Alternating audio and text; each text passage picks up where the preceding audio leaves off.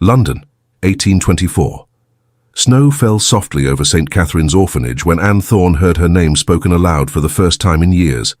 Not by the children, not by the nuns, but by someone who should not even know she existed. Anne Thorne. The sound split the narrow corridor like a crack through ice. At 23, she knew every damp stain on those stone walls, every floorboard that groaned beneath her bare feet, every broken promise that lingered in the building's silence. But she had never heard her name spoken with authority, as if it carried weight, as if it meant something. She stopped by the fogged dormitory window and pressed her fingers against the frozen glass until her skin burned. Outside, elegant carriages glided along the snow-covered street, carrying people toward lives she would never have. People with surnames, with histories, with someone who claimed them as their own. Anne had never had any of that. To everyone inside those walls, she was merely the girl from the second floor, the one who looks after the younger children, invisible enough not to be a nuisance, useful enough not to be discarded. The door creaked behind her. Mrs. Hollis entered without knocking, as she always did. The lines on her face looked harsher than usual that morning. In one hand, she held a sealed envelope marked with red wax. The crest was impossible to miss, a crowned lion, emblem of a noble house. "There is a gentleman waiting for you in the receiving room," she said, her metallic tone betraying something unusual. "A duke." Anne turned slowly. The air caught in her lungs. A duke. For her. Her heart struck once, too hard, as if she had committed some grave mistake. Then it seemed to suspend itself, motionless in the thick white silence of the snow still falling beyond the window, because dukes did not enter orphanages by accident. And no one searched for a woman without a name, without a reason. If you too cherish period stories, those that whisper like old letters and echo like longing hearts, leave your like and subscribe to the Countess's Tales. Your support allows these narratives to cross oceans and reach more souls around the world. And before you go, tell me in the comments which city and country you're watching from. It's always enchanting to discover how far our stories travel. Anne Thorne did not know who her parents were. She knew only that she had been left on the steps of St. Catherine's on a winter night, wrapped in a coarse wool shawl, and in a promise whispered to no one at all, "I will come back for her." 23 years later, no one had returned. She grew up among abandoned children and severe nuns, learning to read from scripture and to embroider on scraps donated by charitable ladies who passed through the orphanage as one might fulfill a duty, never once meeting the eyes of the girls they claimed to help. At 16, she became an assistant. By 20, a substitute mother to the youngest. She had no dowry. She had no inheritance. She did not even have the certainty that anyone, anywhere, remembered her birth. Her only wealth was knowing how not to take up space, not to demand, not to expect. Anne descended the narrow staircase with measured steps, her heart beating at a rhythm that did not belong to the orphanage's silence. It was not hope. Hope was far too dangerous for women like her. This was something else, a premonition. The door to the receiving room stood ajar. She stepped inside. The man stood beside the nearly extinguished hearth, tall, unmoving, as though the miserable room itself had been forced to adjust to his presence. He appeared to be a little over 30, dark hair slicked back with severe discipline, blue eyes cold and far too observant. He wore an impeccable dark wool overcoat and had not even bothered to remove his leather gloves. He studied her for a moment that lasted too long. Then he spoke. "Miss Thorne, you do not belong in this place." The words fell into the room like something already decided. Anne felt the blood drain from her face. "You never have." Only then did he add, with the same cutting calm, "I am Alistair Harcourt, Duke of Emberley, and I have come for you." Chapter 1. The Weight of a Name. Anne did not move. She could not. The Duke's words still echoed through the small cold room, hanging in the air like the snow outside. Impossible. Unreal. Too heavy to be true. "I have come for you." Mrs. Hollis cleared her throat behind her, a harsh, impatient sound that cut through the silence like a blade. Anne stepped forward, her bare feet silent on the worn rug that smelled of mold and years of dampness. She kept her eyes lowered, as she had been taught since childhood. Dukes did not look at women like her. Dukes did not enter orphanages to retrieve forgotten, illegitimate daughters. "Your Grace," she murmured, her voice barely audible, rough from disuse. "There must be some mistake." "There is no mistake." The certainty in his voice was absolute, unyielding. Anne lifted her gaze slowly, as one might when fearing something dangerous. Alistair Harcourt's blue eyes studied her with an intensity that made her feel exposed, stripped bare, as though he could read every thought, every fear folded into the quiet layers of her soul. There was no kindness in that aristocratic face of hard lines and tense jaw, only cold, relentless determination. He took a step toward her, and Anne had to fight the instinct to retreat.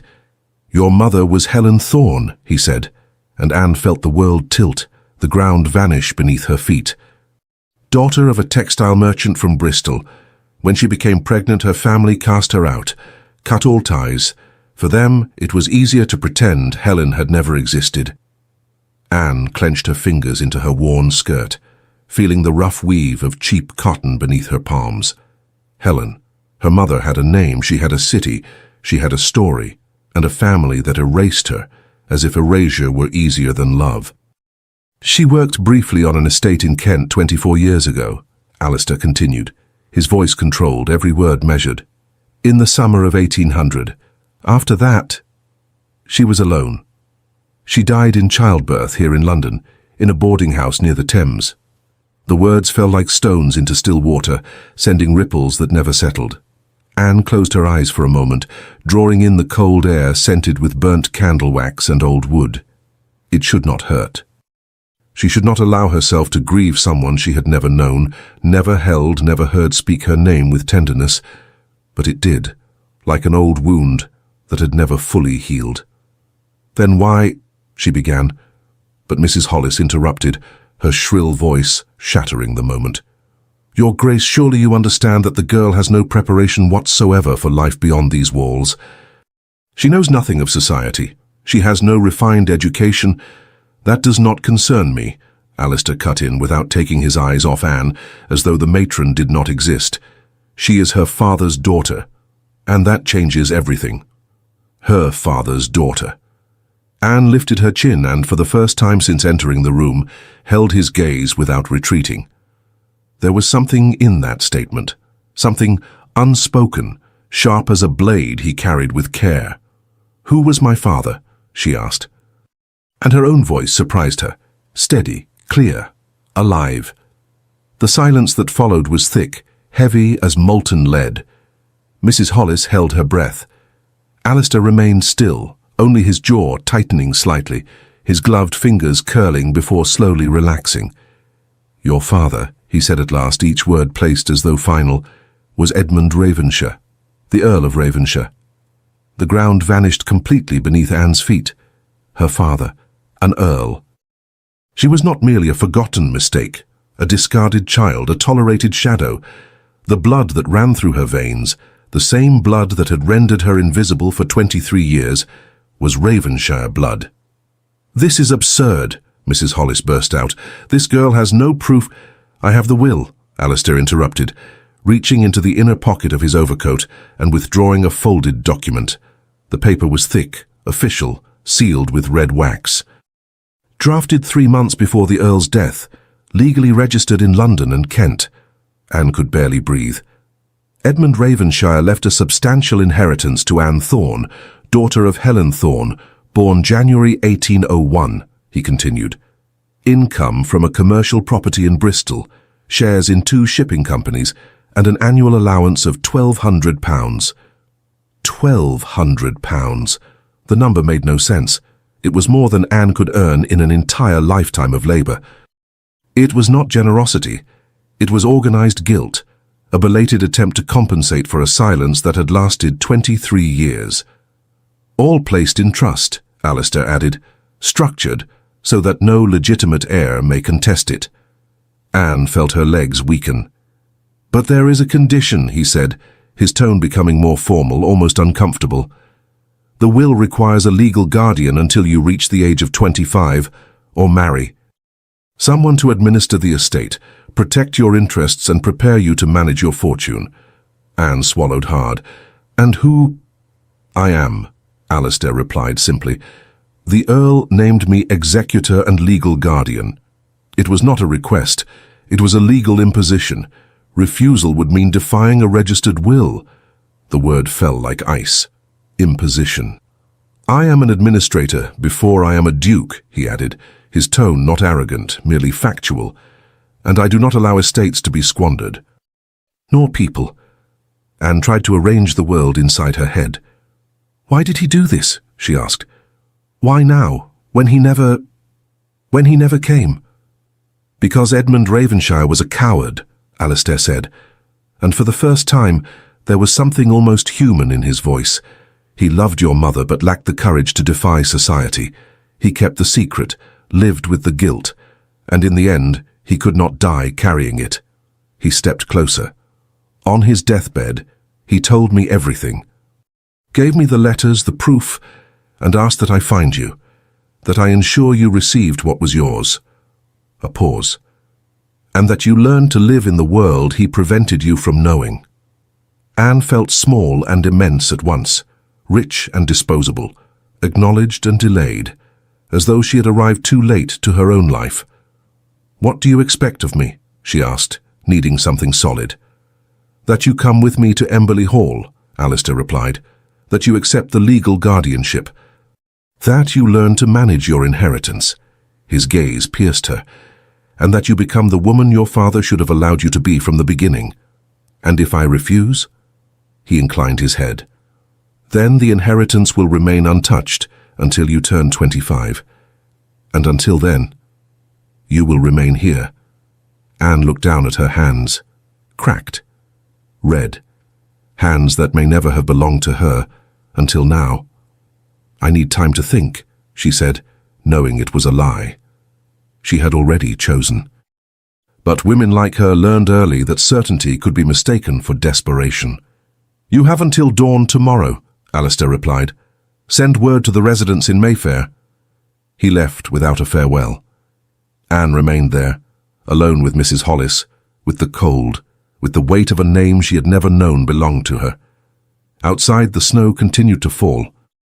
And inside the narrow room, Anne Thorne, daughter of the Earl of Ravenshire, heiress to a fortune she had never touched, tried to understand how someone could be worth so much and only begin to exist now. Chapter 2. The Weight of Duty. Alistair Harcourt did not sleep that night. Lying in the immaculate bed of the rented Mayfair residence, he watched shadows drift across the high ceiling while the fire in the hearth crackled softly, nearly spent. He was 31 years old and had long since lost count of how many nights he had endured like this, awake, imprisoned by decisions he could not undo, by promises that allowed no regret. But this night was different, because this time the promise was not merely moral, it was legal, registered, sealed, irrevocable. Edmund Ravenshire had named him guardian of Anne Thorne, not as a favour, but as an imposition written into a will. Alistair could not simply hand her the money and walk away. He could not delegate. The law bound him to her until she reached 25 or married, 2 years, or a marriage. Alistair closed his eyes, but Anne's image remained, far too vivid behind his lids. Honey-coloured eyes, too alert for someone who had learned to disappear. Hands marked by hard work, a contained posture, not submissive, but trained never to take up space. She did not resemble Edmund. Thank God. And yet there was something in the way she lifted her chin, in the steady way she had asked the impossible question, who was my father, that reminded him dangerously of him, contained pride, dignity, without an audience. Edmund Ravenshire had been more of a father to Alistair than his own ever managed to be. Mentor, confidant, compass. The man who believed in him when the title still seemed impossibly distant.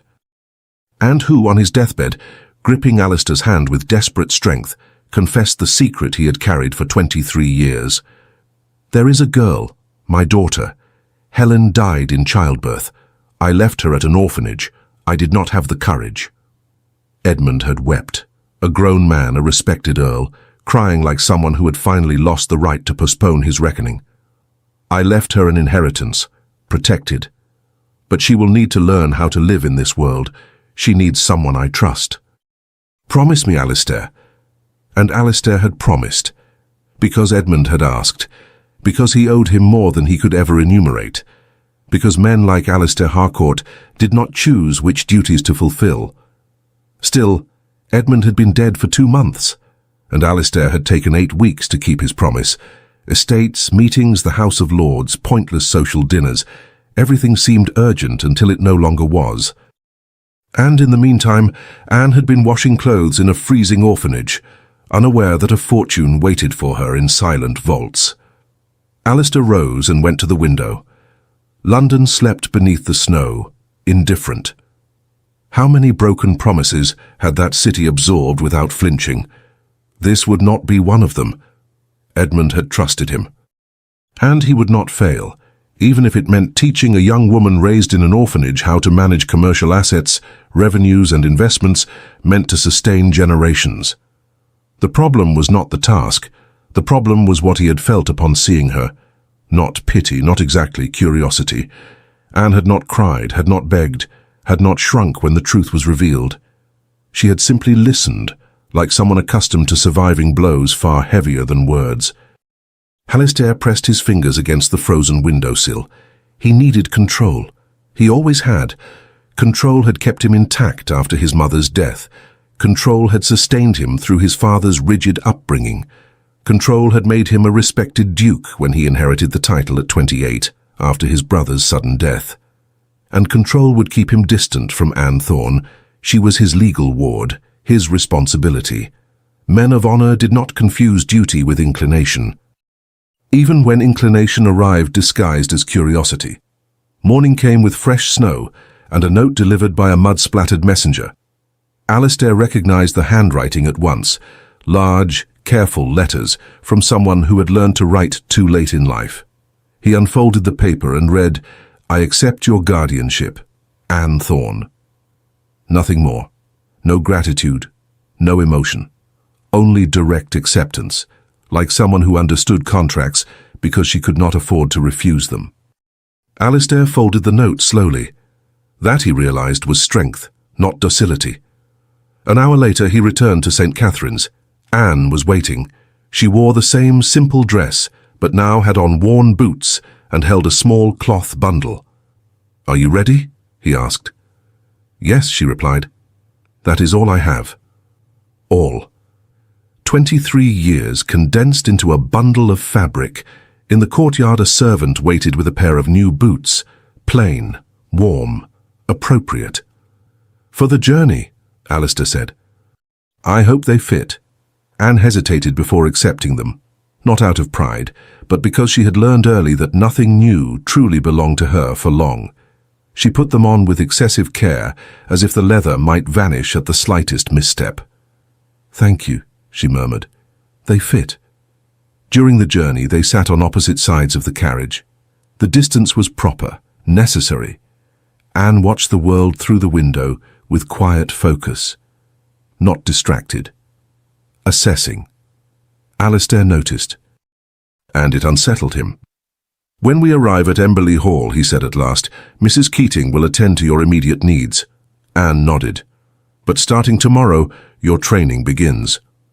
"Training?" she asked, turning to him. "Administration," he explained. "Money without knowledge is risk. Your inheritance must be understood before it is used. And your grace will teach me? I am your legal guardian. It is my duty." The word fell heavily between them. Anne turned back to the window. "I understand," she said simply. When the gates of Emberley Hall came into view, Anne caught her breath. "It is large," she murmured. "It is prosperous," Alistair corrected. "Well managed. Debt-free. Sustainable." He paused. "It was built that way, not inherited that way." She looked at the house with a different kind of attention. At the entrance, servants stood in line, watching. "Miss Thorne," Alistair said, now in his public tone, "This is Mrs. Keating." The housekeeper assessed Anne with professional precision. "Welcome." Anne nodded, gripping her bundle like an anchor. "Tomorrow at 9, Alistair said. "We will meet in the library." He turned to enter, then stopped. "Anne," he said quietly, "I know this is not easy, but you are no longer alone." She met his gaze for a brief moment. "No," she replied. "Now I am merely a legal obligation." And she went inside before he could respond. Alistair remained outside, the cold biting at his fingers. Obligation. It was true, but for the first time in many years, Alistair Harcourt realized that fulfilling his duty might not be enough. Chapter 3. The First Lesson. Anne did not sleep well on her first night. The room was far too large, larger than the entire dormitory at St. Catherine's combined. The canopied bed, the deep blue velvet coverlets, the fireplace kept steadily alight. Everything seemed designed for someone who knew how to take up space, someone accustomed to existing without asking permission. Anne was not that person. She spent hours seated in the armchair by the window, watching the snow-covered gardens beneath the pale moon, trying to understand how her life had changed in 48 hours. 2 days earlier, she had been invisible. Now, she was an heiress. 2 days earlier, she had no future beyond the next winter. Now she had £1,200 a year, a number too large to fit inside her understanding, and a guardian who saw her as a legal obligation. "I am your legal guardian. It is my duty." The phrase echoed with uncomfortable precision. Anne tightened her fingers around the arm of the chair. She did not expect affection, nor kindness. She knew better than that. But perhaps humanity? A minimal recognition that she was not merely an administrative problem inherited from a dead man. She rebuked herself at once. Alistair Harcourt owed her nothing beyond what the law required. And she owed him everything: the roof, the food, the opportunity to touch a fortune her father, the father who had never had the courage to claim her, had left far too late. Cowardice. The word hurt, because it rang true. At precisely 9 o'clock, Anne descended to the library. Eliza helped her into one of the new dresses, dark green wool, simple in cut but proper. As she pinned her hair into a discreet knot, Anne lingered before the mirror. The woman reflected there looked capable, contained, almost respectable. But she felt like an imposter wearing another woman's skin. The library was vast, shelves from floor to ceiling, the scent of old paper and leather, a mahogany table occupying the center like a working altar. Alistair was already there, standing by the window, reading correspondence. No coat, white shirt, dark waistcoat, his black hair slightly undone, as if he had run a hand through it without thinking. He looked less like a duke this way, more like a man. He lifted his gaze.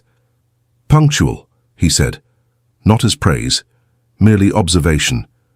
"Sit." Anne complied. Alistair took the seat opposite her, creating the proper distance between guardian and ward. He placed a neatly arranged stack of papers before her. "Let us begin with the essential. Can you read?" The question was practical. Still, Anne felt her cheeks burn. "I can. I read well." "Numbers?" "Enough." He nodded, making a note. "Read this." Anne took the document. The handwriting was precise, cold. Each line seemed to contain a life that was not her own. She read and reread. Commercial property in Bristol, $400 a shipping shares, $500 fixed income in trust, $300 a total, $1,200 annually. £1,200 per year, Alistair said. For perspective, a family lives comfortably on 200. Anne lifted her gaze slowly. "I don't know. How one uses this." "You learn," he replied. "That is what we will do here." The next hour passed in methodical explanation. Alistair spoke of revenues, contracts, risk. He did not spare her difficult terms. He did not oversimplify. He treated her as someone capable of understanding, and Anne realized how rare that was. She listened with fierce attention. She asked questions. Some hesitant, others too direct for someone without formal education. "This administrator in Bristol," she said, pointing to a report, "why is he paid a fixed commission rather than a percentage?" Alistair paused for a moment. "Because he was hired during a period of instability." "But now the income is stable," Anne observed. "Would it not be more advantageous to renegotiate?" The silence lasted only a second, but it was enough. "Yes," he replied, "it would." Something shifted. Not a smile. Not explicit approval, but Alistair began to look at her differently, less cautiously, more evaluatively. "You learn quickly," he said, and this time there was genuine surprise. Anne felt a strange warmth in her chest. "Numbers do not judge," she said. "They simply tell the truth." "Exactly," he replied, "and that is why they frighten so many people." He leaned back in his chair. "Most aristocratic women are taught to avoid this, to appear ignorant as a virtue. I cannot afford that luxury," Anne said before she could stop herself. Alistair held her gaze. "No," he agreed, "and that makes you different. Different. Not a bastard. Not a mistake. Just different." "What do I do with that?" she asked, almost in a whisper. "Whatever you wish," Alistair said. "Your fortune gives you real independence, not symbolic. You may choose, invest, expand, support causes. You do not need to marry to survive." The idea felt absurd and dangerous. "And your grace," Anne hesitated, "you will teach me all of this?" "I am obliged to," he replied.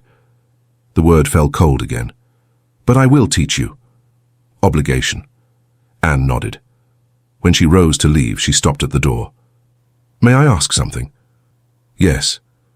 "Why did he leave me all this, if he never had the courage to acknowledge me?" Alistair took longer to answer. "Because guilt is easier than facing the world for someone," he said at last. And it was all Edmund Ravenshaw was capable of offering. Anne absorbed that in silence. "Thank you," she said, not to him, for the truth. Later, alone in the too large bedchamber, Anne sat on the edge of the bed and drew a deep breath. Guilt had purchased her future, and she would learn to turn it into freedom, even if that meant spending 2 years as the legal obligation of a man who pretended indifference and who, without realizing it, was already beginning to watch her far too closely. In the library, Alistair remained seated far longer than he intended. The chair across from him was empty. "You learn quickly," he thought, and for the first time since accepting that promise, he felt something beyond duty, curiosity, silent, inconvenient, and dangerously alive. Chapter 4. The Unease of Admiration. Alistair had not expected her to be intelligent. He had expected obedience, gratitude, perhaps some resistance born of wounded pride. But not this. The way Anne absorbed information as if she were starving for it, the way she asked questions that went straight to the core of complex matters, the way she identified inconsistencies in contracts that many businessmen ignored out of convenience or habit. 3 weeks had passed since her arrival at Emberley Hall. 3 weeks of daily lessons in the library. 3 weeks of watching her transform from invisible into inevitable. Alistair closed the ledger he had been reviewing and rubbed his tired eyes. It was late, past midnight, but sleep would not come. It never did when his mind insisted on cataloguing things he had no business noticing, like the way Anne bit her lower lip when concentrating on difficult figures, the way her face lit up when she finally grasped a complex concept, not with arrogance, but with a genuine, almost childlike joy of discovery.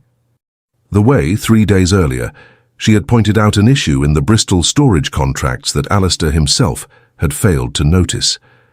"This isn't right," she had said, her finger resting on the problematic line.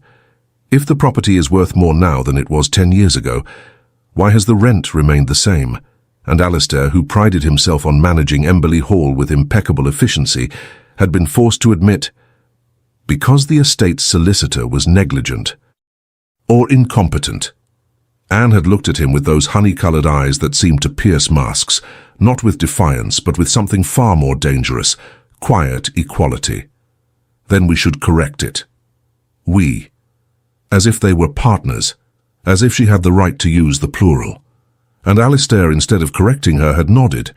Yes? We should. Now, alone in his study at 2 in the morning, he tried to understand exactly when Anne Thorne had ceased to be a legal obligation and become something more complicated. It was not attraction. It could not be. She was 23, his legal ward, entirely dependent on him. Any feeling beyond professional duty would be an abuse of power. It would be repeating Edmund's error, using another's vulnerability for one's own satisfaction. And yet, why could he not stop noticing? The way she descended the stairs every morning, punctual at 9, always in simple but immaculate dresses, her hair pinned with a severity that inexplicably highlighted the delicacy of her face. The way she listened when he explained financial concepts, her head tilted slightly to the side, as if every word were something to be stored away. The way the day before she had laughed for the first time, a brief surprised sound, when he made a dry remark about the chronic incompetence of certain London bankers. That laugh had changed everything. Her face, the room, something in him. Alistair poured himself a glass of brandy. Drank it. It did not help. The problem was not Anne. The problem was him, because he was beginning to anticipate 9 o'clock in the morning as if it were the most interesting moment of the day. Because he found himself preparing clearer, more careful explanations, almost as if he wished to impress her. Because for the first time in years, Emberley Hall no longer felt merely functional, it felt inhabited.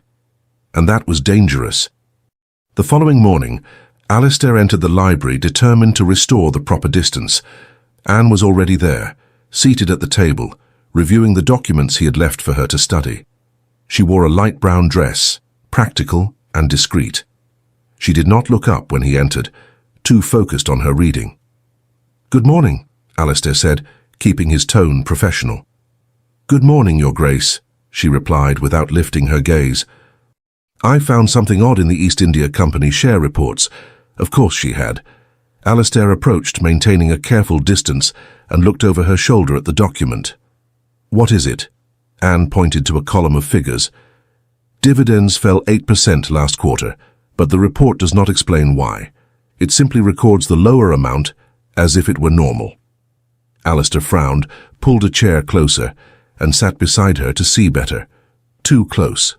Not by intention, but close enough for him to notice the quiet warmth of her arm through the fabric of her dress, close enough for the silence between them to grow too dense to ignore. "You're right," he said, tracing the figures with his finger. "There was a fluctuation. Likely ship losses or delays in trade routes. But it should be explained." "Then how do I discover the reason?" Anne asked, turning her face toward him. She was too close.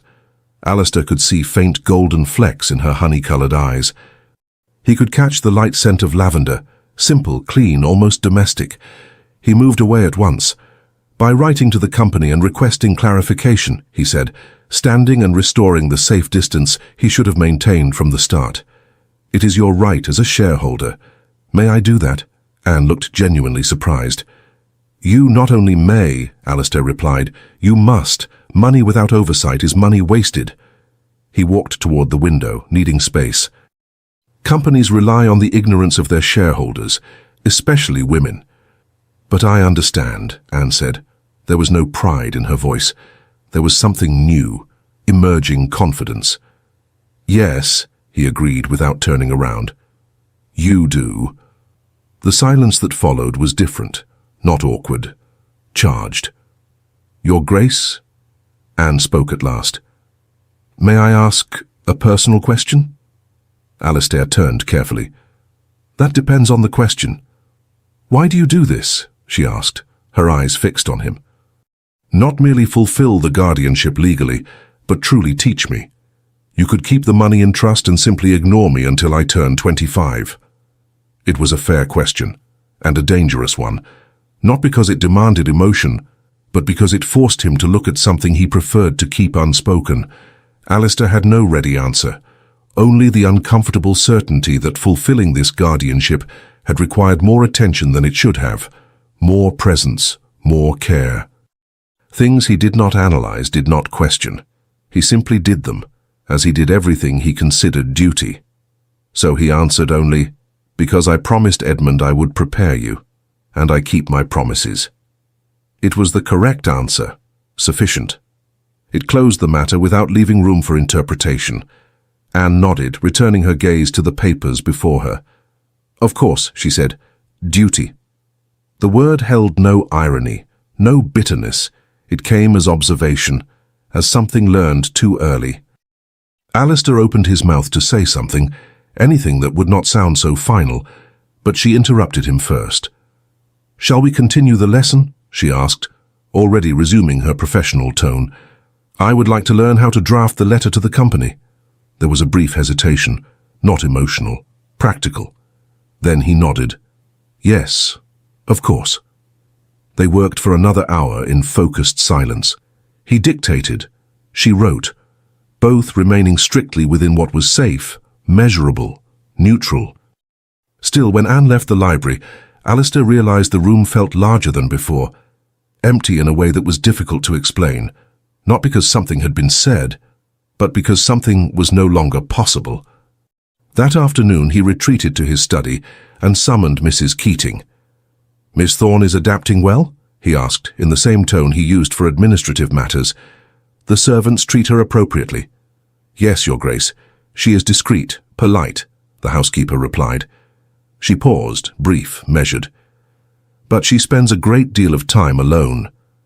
Alistair inclined his head slightly, as one recording a relevant fact. Perhaps it would be prudent to integrate her gradually, he said. A simple tea. Meeting the neighbours. Mrs. Keating held his gaze for a moment. And present her as what exactly? He exhaled slowly. I do not yet know.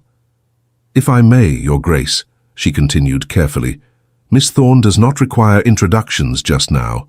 She requires direction. Administration? He asked automatically. Purpose, the housekeeper corrected. For the first time, someone is preparing her to exist beyond survival. At this moment, that matters more than any drawing room. Alistair did not respond at once, not because he disagreed, but because he understood the weight of the statement, and understanding made everything far more complicated than he cared to admit. That evening, Alistair dined alone as he always did. Anne ate in her rooms as was appropriate for a ward, but the dining room felt larger, more empty, and for the first time in many years, Alistair Harcourt understood that solitude was not the same as control. It was simply solitude. And perhaps, just perhaps, teaching Anne Thorne not to need anyone was the cruelest way to discover that he himself was beginning to need her, which was entirely unacceptable and entirely inevitable. Chapter 5. The Silent Bond. Anne discovered that she liked numbers because they did not lie. 5 weeks at Emberley Hall, 5 weeks of daily lessons that began at 9 in the morning and ended when Alistair decided she had absorbed enough information for one day. 5 weeks learning that money was not something distant or abstract. It was a tool, a choice, a quiet power accumulated over time. And 5 weeks observing the man who taught her. Anne did not want to observe him. She should not. From the very first day he had been clear. She was a legal obligation, a duty imposed by a will, nothing more. And yet, it had become impossible not to notice. The way he explained difficult concepts without ever making her feel small. The way his blue eyes sharpened when she asked a precise question. The way he sometimes forgot the formal distance and sat beside her to examine documents, close enough that Anne could feel the subtle warmth of his presence, the faint scent of leather and cologne, and how, almost always, he realized the closeness too late, pulling away with controlled abruptness, as though his own body had crossed an invisible boundary. It confused her. Alistair treated her with impeccable correctness.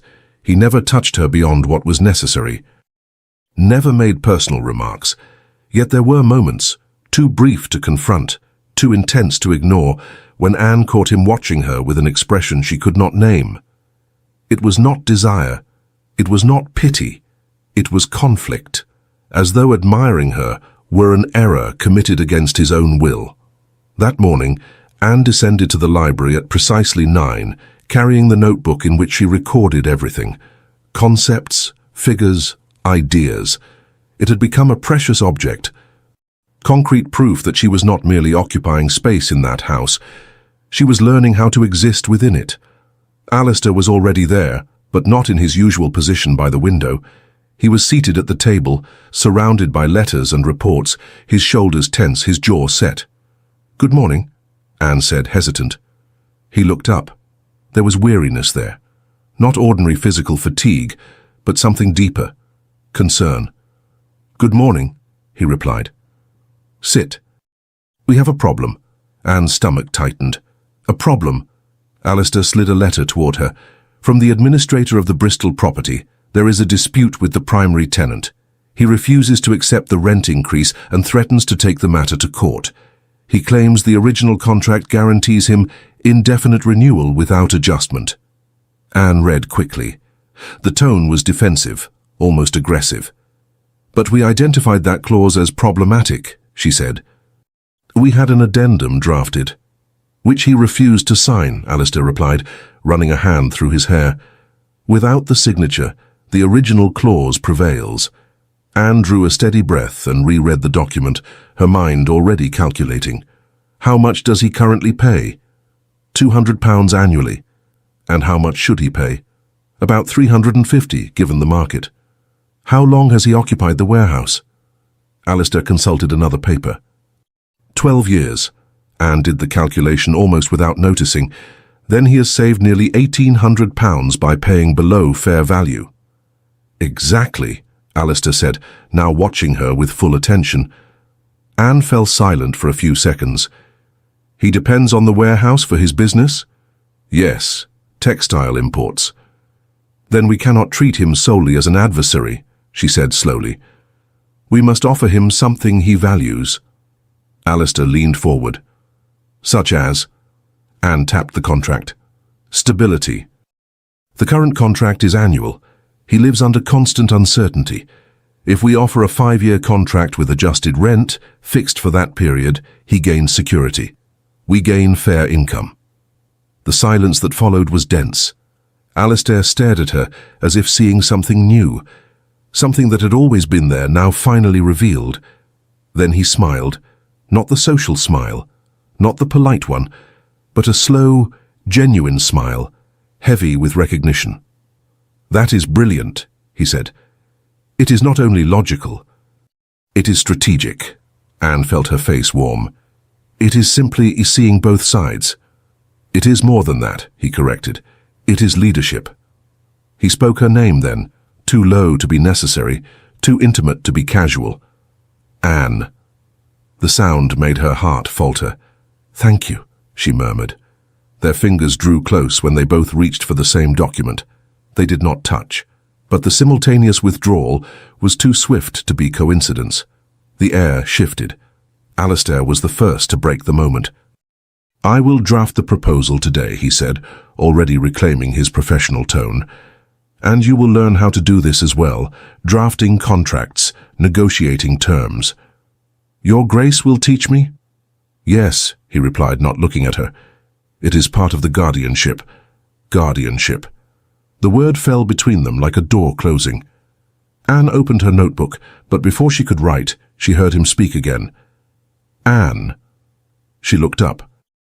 So you do not need to thank me, he said, his voice strangely tight. Not for this, not for anything. It is a legal obligation, but it is also the minimum Edmund should have done. You are not required to care, she said carefully, only to manage the money. Alistair finally held her gaze, and there was something there Anne had not expected to find. Not duty, not coldness. Care. Perhaps, he said after a brief pause, I have been less distant than I intended. The sentence was not spoken as a confession, nor as justification. It sounded almost like a technical observation, something noted too late. The silence stretched. Anne kept her hands still on the notebook, as if any movement might shatter something too fragile to define. She did not know how to respond. She did not even know if there was anything to respond to. Before the silence demanded more than either of them was willing to give, Alistair rose. Rest today, he said, already returning to his controlled tone. Tomorrow we will begin lessons on drafting contracts. He created distance as he spoke, confirmed it as he left. Anne remained seated, the notebook forgotten in her lap, her heart beating far too fast for someone who had heard so little. Less distant. She did not know exactly what it meant, but she knew it was not irrelevant. And for the first time in her life, she perceived something with unsettling clarity. She was no longer being tolerated or administered or merely protected. She was being considered, which made everything more complex and far more difficult to ignore. Chapter 6. The Inner Conflict. Alistair Harcourt made a mistake. Not a legal mistake, not a financial one. Those he avoided with near surgical precision. This mistake was different, subtler. And for that very reason far more dangerous. He had realized he no longer kept the distance he believed necessary. It had not been a decision, not an impulse. It had been a quiet accumulation, small concessions, longer pauses, explanations that stretched beyond what was required, less distant than I intended. Since then, the control that had always anchored him had begun to show discreet fissures, almost imperceptible to anyone but himself. Enough time had passed since Anne's arrival at Emberley Hall for the house to stop feeling temporary. Routines had settled. Mornings had a rhythm, lessons, a constancy. Everything functioned as it should, except him. He tried to re-establish boundaries, kept the lessons strictly objective, avoided any remark that was not indispensable, measured each gesture, each glance, not out of social prudence, but out of internal necessity. None of it worked. Because Anne had learned to read numbers, and without meaning to, she had learned to read him. She noticed when he hesitated before sitting, when he ended an explanation too early, when he looked away too quickly, and when the library each morning seemed charged with something unspoken, not discomfort, but contained tension, as though the air itself waited for a decision neither of them dared to form. And there was something even more unsettling. She had improved. Not only in competence, but in presence. That very week, while reviewing reports from the British Mercantile Company, Anne had spotted a discrepancy it once took Alistair days to detect when managing his investments alone. And Alistair understood, with uncomfortable clarity, that the problem was no longer teaching her. It was that he had begun to watch her, not as a ward, not as a responsibility, but as someone whose attention had become inevitable. The confirmation came days later, during the review of the British Mercantile Company reports. "This figure doesn't match the previous one," Anne had said, calmly indicating the column of numbers. "Either there is a miscalculation, or someone is diverting dividends." Alistair leaned over the page, certain he would find a simple error. He did not. She was right. He spent the rest of the afternoon drafting severe letters, demanding a full audit. He prevented a considerable loss. He knew that. But the unease did not come from the money preserved. It came from the fact that he had trusted her without hesitation. When he finally thanked her, he did so in the same neutral tone he used with experienced administrators. Anne had merely smiled. No vanity, no expectation, like someone for whom competence did not need to be celebrated. "You taught me well, Your Grace," she had said. The smile asked for nothing, and yet it stayed with him, longer than it should have. Now alone in his study after dinner, Alistair faced the truth he had been avoiding for weeks. What he felt for Anne Thorne no longer fit inside the word duty. It was admiration, respect, and something more dangerous, quieter, an attraction he refused to name. She was 23, he was 31. 8 years would not be scandal in other circumstances, but circumstances were everything. He was her legal guardian. He managed her money. He held real power over her future. Any step beyond the line would be an abuse. It would be repeating Edmund Ravenshire's error, confusing authority with desire, vulnerability with entitlement. And Alistair had grown up swearing he would never become that kind of man. A knock at the door cut through his thoughts. "Come in." Mrs. Keating entered with evening correspondence. "Letters from London, Your Grace. One from Viscount Ashby." Alistair took the envelope with displeasure.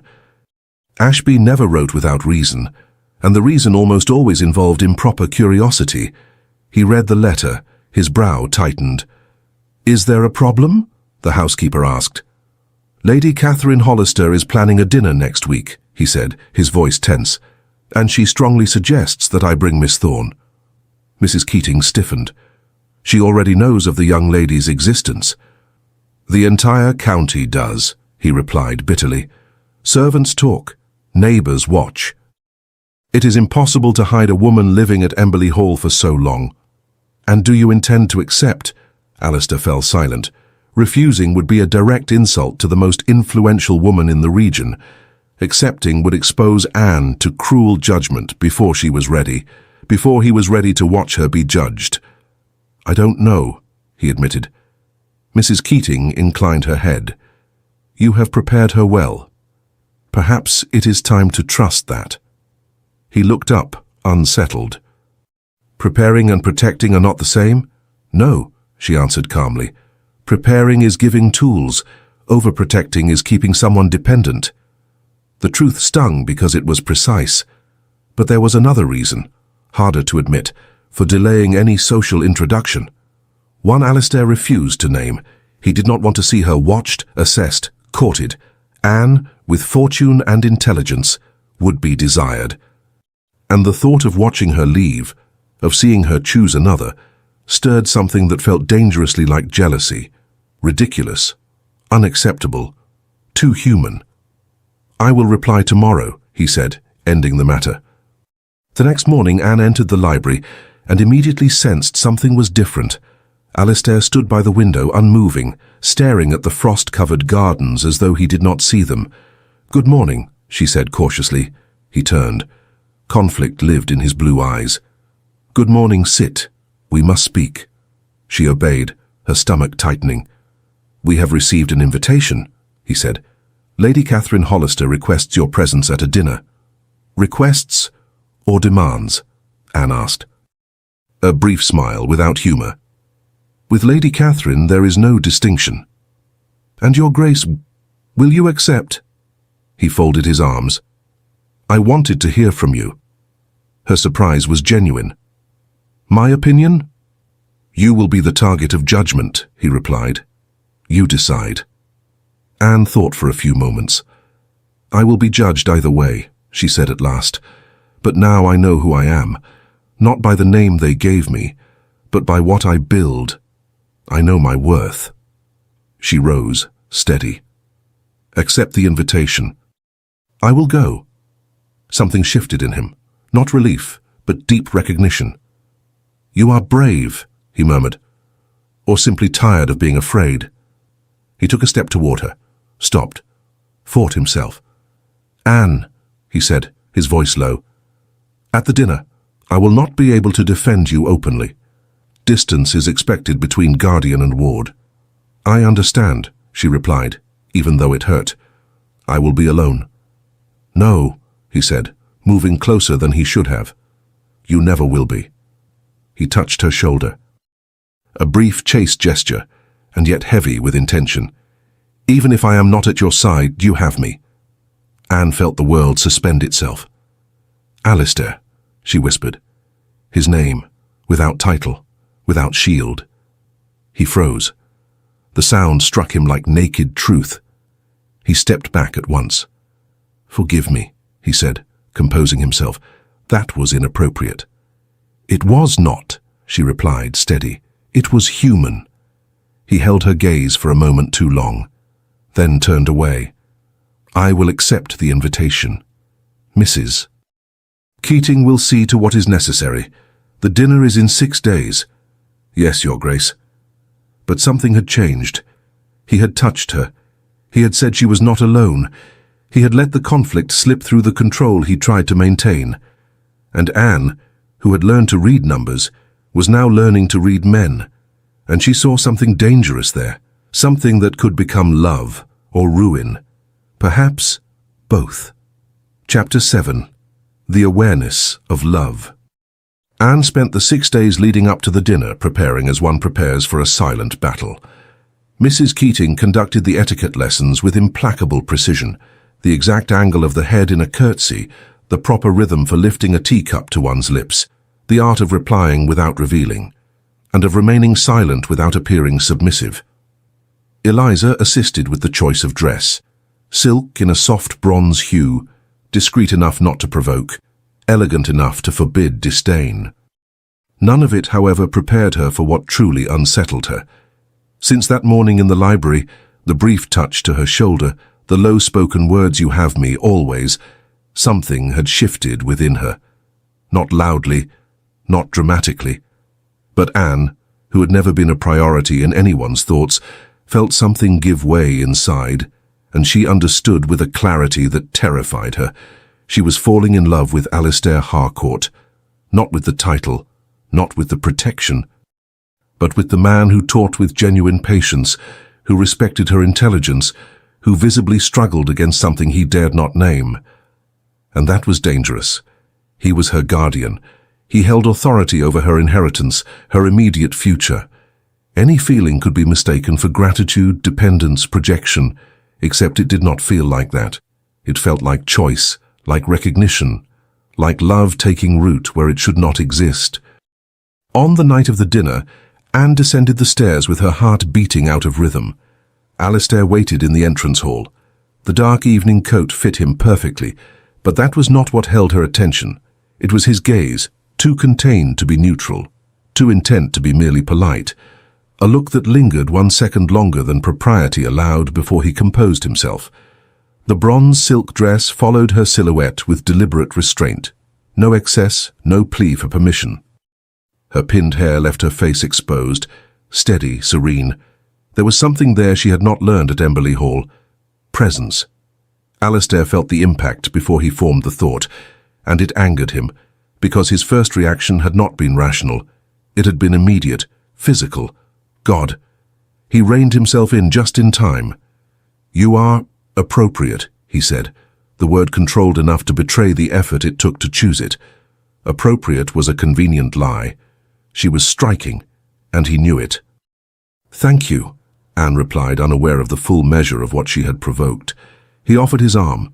The gesture was formal, expected, and yet, when she took it, the firm contact beneath the glove sent something vibrating, within her and within him. A silent warning that the evening would demand far more self-control than he had anticipated. "Remember," he murmured, for her alone, inclining himself only as much as necessary, "you owe no explanations to anyone. You are a legitimate heiress. Conduct yourself as such." But as they moved toward the door, Alistair felt an unsettling certainty take hold. Anne would not be the only one under scrutiny that night, and maintaining control would be far more difficult than it had seemed that morning. The Hollister mansion received them with excessive light and calculated smiles. Lady Catherine advanced at once, her eyes assessing Anne as one might inspect a rare object, not to admire it, but to determine its worth. "So this is Miss Thorne. Interesting." Interesting. The word carried enough judgment to wound. Anne performed a flawless curtsy. "Lady Catherine, thank you for the invitation." The hostess's smile widened, too satisfied. "It is always fascinating to encounter uncommon histories." Alistair remained motionless at Anne's side. She felt his tension, and knew that she was, in truth, alone. During dinner, questions arrived like blades wrapped in velvet. "And where did you reside before Emberley Hall?" "In London." "Which part of London?" Anne held the silence for a full second before answering.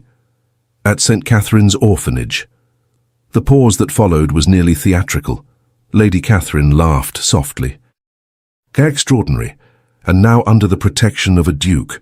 What a remarkable ascent." It was Alistair who cut through the air. "Miss Thorne is the acknowledged heiress of the Earl of Ravenshire. She is under my guardianship to learn the management of her fortune, nothing more." The tone admitted no rebuttal, but the damage had already been done. Anne felt indignation rise, not for herself, for him. "In fact, Lady Catherine," she said calmly, "I have learned far beyond the basics. I can read contracts, identify abusive clauses, question irregular revenues. I know how to protect what is mine." There were murmurs, discomfort, surprise. Some guests looked away. Others developed sudden interest in the plates before them. Lady Catherine maintained her smile long enough to avoid appearing defeated, but the glint in her eyes betrayed contained irritation. Conversation resumed with artificial care, too delicate, like cracked porcelain. After that, each dance felt like an inspection, each smile a test. Anne answered when addressed, danced when invited, smiled at the appropriate moments, but she felt the looks, evaluating, recalculating, revising internal narratives. It was no longer mere curiosity. It was reluctant recognition. She had not emerged unscathed, but she had emerged whole. Alistair remained irreproachable throughout the evening. He conversed, observed protocol, guided her with the precise distance society demanded. Still, each time their eyes met, there was something new there, not tension but silent alignment, as though, without planning it, they had crossed the same battlefield. When they finally left the Hollister mansion, the cold night air felt like release. In the carriage home, the silence lasted longer than comfort allowed, not from awkwardness, but from an excess of unspoken things. "I was inconvenient," Anne said without apology. "You were truthful," he replied. His voice was different, lower, more careful. That tends to unsettle those who live by appearances. She felt when he moved, not abruptly, not impulsively. Alistair sat beside her as one who accepts a decision, not as one who loses control. "Anne," he began, then stopped, drew a steady breath. "Teaching you ceased to be merely an obligation some time ago." Her heart pounded, but she did not look away. "Then what is it?" she asked. Alistair took his time answering. When he spoke, he chose each word as though stepping onto unstable ground. "It is realizing that I anticipate 9 o'clock in the morning more than I should." A brief pause. "It is noticing when you grasp something before I do. It is no longer being able to pretend this is only duty." He turned to her. "That does not mean promises, nor safety, nor an easy path." Another pause. "But I needed you to know." The truth of it passed through her completely, without relief, without fear, only clarity. "I feel the same," she said. That was when he kissed her. There was no urgency, no loss of control. It was a conscious act, firm, restrained, chosen. A kiss that promised no salvation, but made it impossible to pretend that nothing had changed. When they parted, the air seemed thinner, as if something invisible had shifted between them. "What do we do now?" Anne asked softly, without disguised expectation. Alistair rested his forehead against hers for a brief moment, too brief to be comfort, too long to be chance. "Now," he said, opening his eyes, "we do what we have always done best." He met her gaze. "We act with honor, even if it costs us." Anne nodded, and she knew with a clarity that did not frighten her. This was not yet declared love. It was something more dangerous. It was the point of no return. Chapter 8. The Definitive Gesture. Alistair Harcourt spent the entire night awake, reliving the kiss as though it were a sentence passed upon him. He should not have kissed her, not because the kiss had been weak, quite the opposite. The problem lay precisely in what it revealed, that beneath the mask of duty there lived a man capable of desire, of choice, of misstep, a man who, for a fraction of a second, had forgotten the word that had governed his life since youth: control. Anne was his legal ward. And that made his feelings a moral risk before they were ever a social scandal. He rose before dawn and dressed with automatic movements. The house still slept. The corridors felt too long, too empty, as if the walls themselves sensed that something had shifted and waited for consequence. In his study, he sat before the desk and stared into nothingness. The fire burned low. The same flame that once warmed his calculations now illuminated only the impasse. How does one desire someone over whom the law has granted power? The question demanded no answer. It merely exposed the danger, not of the feeling itself, but of the position that made innocence impossible. For no matter how Anne might say she chose him, the world would not believe it. Worse still, part of him would never believe it with full peace. There would always be a dark corner of conscience asking whether her feeling had been born of freedom or of need. At 8 o'clock, He sent a messenger to London with urgent instructions. At 9, as every day, Anne entered the library. She was pale, not with fear but with caution. There was in her expression the careful restraint of someone holding something fragile, afraid it might dissolve at a word, as if the night before could be undone by a sentence. "Good morning," she said, her voice softer than usual. Alistair stood. "Good morning." He gestured to the chair. Anne sat slowly, her fingers clenched in her lap. "If you are going to say that last night was a mistake," she began, almost breathless. "It was not." The words escaped too quickly, more honest than he intended. He drew a breath, searching for steadiness. "It was real, but it cannot remain disordered." Anne lifted her chin. "Brave. Always." "Disordered how?" Alistair reached for a leather folder and opened it, not to intimidate but to shield himself.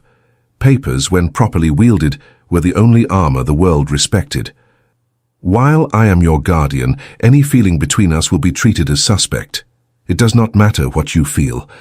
It does not matter what I feel. They will say I used my position. They will say you had no choice." He met her gaze steadily. "I will not allow them to reduce you to that." The silence that followed was heavy and intimate. "I had a choice," she said, her voice trembling slightly, as though defending her very existence. "I still do. I know." And there lay the pain. He believed her. The world would not. "But I need there to be not even the shadow of doubt, not for the county, and not for you, when you are alone at night." Anne drew a deep breath, as one steels the heart for a difficult answer. "What do you intend to do?" Alistair waited a full second before replying. Then he spoke with the same cool precision he used in serious negotiations, not from lack of feeling, but because the decision could not be allowed to shake. "I will relinquish my power over your inheritance, in practice, immediately." Anne blinked, confused.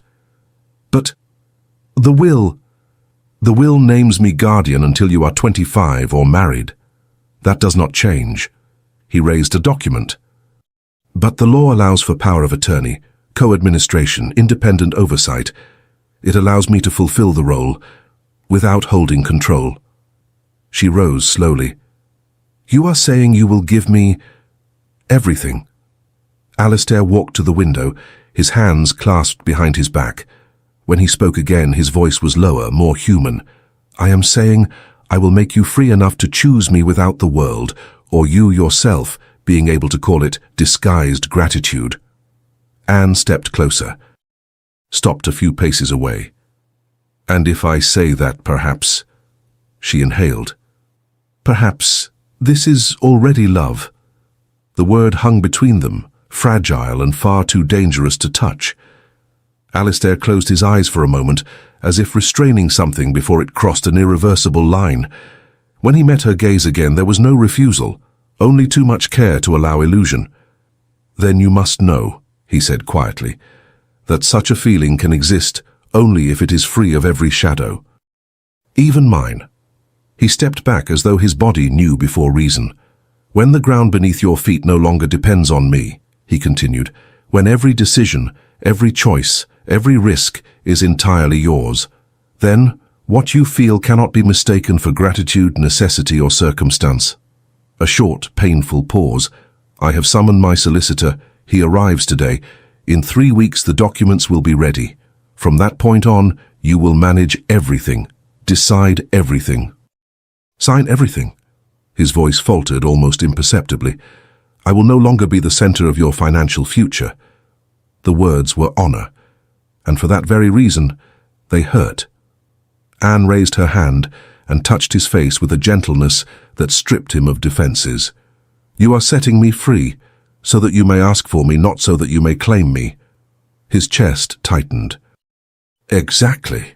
And then, as if her body refused to let it remain only reason, Anne rose onto her toes and kissed him, a brief, chaste, deliberate kiss, a small and fierce vow. "Then I will choose you," she whispered, "and it will be the freest choice I have ever made." He stood motionless for a second, as though he needed to memorize the words to survive the months ahead. When the solicitor arrived, the afternoon light had already turned pale and cold against the tall windows. Blackstone was a middle-aged man with a dry voice and eyes trained to suspect intention. He sat before Alistair and barely glanced at Anne, until he realized she was there by her own choice, not as ornament. "Your Grace wishes to transfer effective control to a woman of 23? He asked bluntly. "Guardianship exists to prevent precisely that." Alistair did not bristle. "Miss Thorne is not precisely that." Anne did not look away. Blackstone leafed through reports, letters, contracts, searching for weakness. "She renegotiated Bristol?" he asked at last, restrained surprise in his tone. "She did," Alistair said, and the word carried pride he no longer concealed. "She prevented our annual income from being drained by an indecent clause, and she identified a dividend discrepancy before it became theft." The solicitor lifted his eyes slowly, looked at Anne, then at Alistair. "I see," he said finally. "You are emotionally compromised." Alistair did not deny it, did not justify it. He simply said with almost brutal simplicity, "Yes, which is why I must remove from myself any power that could stain her name. I want everything that follows to be her choice." Blackstone drew a slow breath as if witnessing something rare. "In 3 weeks, I can structure irrevocable power of attorney, independent administration, and external oversight. It will be uncommon, but defensible." He turned to Anne. "And you understand the weight of this?" "I do," she replied, "and I accept it." 3 weeks later, the documents arrived. Irrevocable power of attorney, independent administrator, effective control in the hands of Anne Thorne. Alistair placed the papers before her in the library, the same room where she had learned that numbers could tell truth, and where he had learned that honor could wound. Anne signed with a steady hand. Alistair signed as witness. And in that instant, he felt something that was not loss. It was relief. "Done," he said, carefully filing the papers away. "You are free. Financially. Legally." Anne looked up. "And now?" Alistair waited a second before answering. The answer was the price. It was the right thing. "Now you live 6 months as absolute owner of yourself, without my shadow over your decisions." His voice wavered almost imperceptibly. "And when that time has passed, if you still want me, I will ask for your hand. Properly, without duty, without guardianship, without doubt." Anne nodded, tears shining in her eyes. 6 months, she repeated, tasting the word. Alistair extended his hand, not to touch, merely to offer presence. "I will wait," he said, "because you are worth the time, and because I would rather suffer with honor than gain you through anything that resembles power." Anne took his hand for a moment, firm, brief, and released it. And that same late afternoon, as Alistair left the library, Mrs. Keating waited in the corridor, her face tense. "Your Grace, a letter has arrived." The seal bore Lady Catherine Hollister's crest. Alistair broke the wax. He read only the first line and felt his stomach drop, because the county would not wait 6 months, and the world, hungry for scandal, had just caught the scent of blood. Chapter 9. The Final Choice. 3 months had passed since Anne signed the documents that made her financially independent. And the county did exactly what Alistair feared. Lady Catherine's letter was not a warning. It was a social sentence written in elegant ink. Invitations that were mislaid, visits abruptly cancelled, smiles that turned away in church corridors. And as if that were not enough, a rumor began to circulate with the cruel ease of things accepted without proof. The Duke had purchased her devotion with her inheritance. Anne heard it once, twice, 3 times. And she decided no one would write her story for her. 6 months since the kiss in the carriage.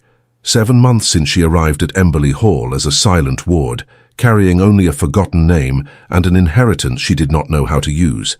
Now, she was no one's ward. Anne woke that morning with a clarity she had never possessed before. She managed her inheritance alone, an estate now yielding £1,400 a year. She had increased it by 200 through merit of her own.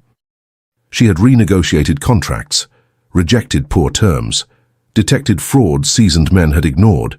She did not need anyone, and precisely because of that, she could choose. But choosing, too, was dangerous, because when a woman becomes free, the world rushes to call her ungrateful or bought.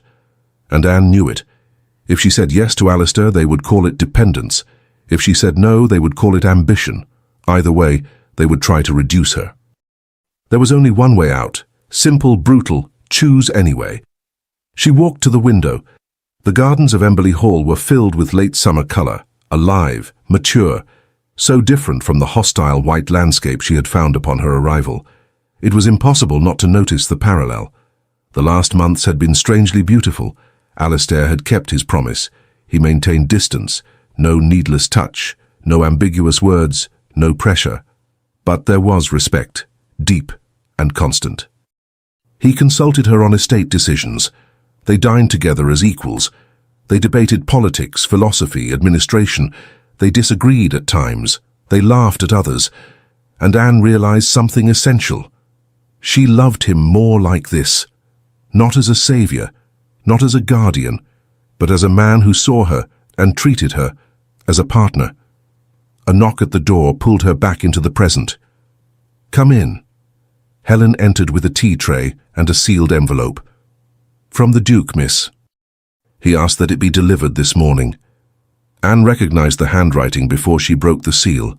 She read in silence. "Anne, 3 months have passed. You have proven, to yourself and to the world, that you need no guardian, protector, or savior. For that reason and that reason alone, I allow myself to ask, will you dine with me tonight? Not as a ward, not as an heiress under my supervision, but as the woman I wish to court, properly and with clear intentions. If you accept, I will be in the library at 7. If you refuse, I will respect your decision and never mention it again. The choice is entirely yours." Alistair unfolded the letter carefully. He did not demand, he did not presume, he did not press. And she, who had never possessed true choices, now held the most important one. She spent the day in quiet reflection, not in doubt, only in recognition. She revisited every moment of the last 7 months, the lessons, the debates, the difficult silences, the decisions in which he chose what was right, even when it cost him. She loved that man, not because he had rescued her, but because he had freed her. At 7 o'clock, Anne went down to the library. The room had been transformed. Candles cast golden light over the shelves. A smaller table, intimate, had been set for 2. White lilies scented the air, discreet, elegant, exactly like her. Alistair waited by the window. When he turned and saw her, he did not try to hide his nerves. There was no duke in that moment, only a man waiting for an answer. "You came," he said. For a second, Anne saw the man behind the duke, the man who had learned to survive by asking nothing of anyone, and who now stood there waiting to be chosen. And she understood, with a clarity that ached. His fear was not of scandal, it was of deserving, and still losing. "I did," Anne replied, moving closer. "Did you think I wouldn't?" "I was afraid," he confessed, "afraid that now you are free you would realize you don't need me." Anne touched his face. "I don't," she said, calm as truth, "and that is exactly why I choose you." He closed his eyes, as if the words held him upright. "Are you certain?" he asked softly. "Because if I say what I want to say, the world will not be kind." "It never has been," Anne answered. "But I survived being invisible." "I am not afraid of being judged." Alistair took her hands. "Anne Thorne, you entered this house as a legal obligation and became the person I admire most in the world." He drew a breath. "You are my equal, my partner." A short pause, because another word might have been too much risk. "And I love you." He knelt before her, not as theatre, as a conscious choice. "Will you marry me, not out of duty, not out of gratitude, but because I want to spend my life at your side and honor every decision you make within it?" Anne did not hesitate. "Yes," she said, "I choose you." And as she spoke it, Anne understood that her yes was not surrender. It was victory. He kissed her then, not with urgency but with certainty, with promise. Later, seated at the table, they spoke of the future, of the announcement, of a quiet wedding, of what they would do with her inheritance. "I want to transform St. Catherine's," Anne said, "so that no girl grows up believing she was born without worth." Alistair tightened his hand around hers. "Then we will do it together." When they parted that night, Anne returned to her room with a steady heart. She took the notebook where she had written down every lesson. On the final page she wrote, "Freedom is not only having choices, it is having the courage to make them," and she closed the notebook. Outside, Emberley Hall slept beneath a star-filled sky. The house that had once been a provisional shelter had become a permanent home, not because a duke had chosen her, but because she had chosen freely. The girl forgotten in an orphanage had not been rescued. She had been recognized by herself. Epilogue. Emberley Hall, Spring 1826. Anne woke to golden light filtering through the silk curtains of the principal bedchamber. For a moment she lay still, listening to the comfortable silence of the house, the kind of silence that does not weigh upon you but shelters you. She turned and found the space beside her empty, though still warm. Alistair was already awake. She smiled to herself. Rising, she slipped into her robe and walked to the window. Below, the gardens of Emberley Hall stretched out, green, flowering, alive, unrecognizable compared to the cold, hostile landscape she had encountered a year earlier. A year. Long enough for a house to stop being a provisional refuge and become a home. Society had reacted exactly as they had expected. There had been whispers, closed doors, invitations never renewed. Lady Catherine had declared with offended gravity that certain boundaries had been irreversibly violated. But other doors had opened. Cautious visits followed, measuring glances, curious silences. And little by little, people discovered something they had not anticipated. A duchess who spoke of investments with clarity, of social reform with conviction, and who apologized for neither. Anne had learned too early that universal approval was an illusion. True happiness required less. The door opened behind her. "Good morning, Duchess." Anne turned, smiling. Alistair entered carrying a tray with tea and correspondence, a habit he stubbornly maintained despite Mrs. Keating's discreet objections about what was or was not appropriate for a duke. "Good morning, Duke," Anne replied, accepting the kiss he gave her without ceremony. He set the tray down and watched her for a moment, as he still did every morning, with that calm attentiveness that had never become routine. "The London plans have arrived," he said, handing her a thick envelope. "The architect believes St. Catherine's can double its capacity. The educational wing will be solid, filled with light, exactly as you envisioned." Anne spread the drawings across the table. Spacious rooms, a library, warm dormitories, gardens designed for children who would finally have space to run. "How much?" she asked, practical as ever. £1,000, Alistair replied. "Your inheritance covers everything, and the remaining income will ensure maintenance for decades." She closed her eyes for a brief moment. A year earlier, she had been invisible in that place. Now she was transforming it. "When do we begin?" she asked. "Next week," he said, smiling. "If the Duchess of Emberley approves." Anne laughed, pulling him closer. "The Duchess approves," she said, against his lips, "provided the Duke promises to walk beside her every step of the way." "Always," Alistair answered, without hesitation. They stood there, wrapped in the morning light, two strangers who had found each other at the precise intersection of duty and choice. "Edmund, he would be at peace," Alistair said at last. The name carried no weight, only acknowledgement. "I hope so," Anne replied, "because I will use the money he left out of fear to create courage in other girls." Alistair held her close, needing no reply. Outside, the gardens continued to bloom. And within Emberley Hall, the forgotten bastard and the Duke who chose to honor love remained there, no longer guardian and ward, no longer obligation and reparation. Just Anne and Alistair, husband and wife, equal partners, home. And when the work at St. Catherine's began, Anne would return to that place not as a painful memory, but as a fulfilled promise. Not as charity, but as justice. Proving that sometimes, just sometimes, stories of forgotten women do not end when someone saves them. They end when they save themselves first, and then freely choose who will walk beside them. And that, Anne knew, was the best story of all.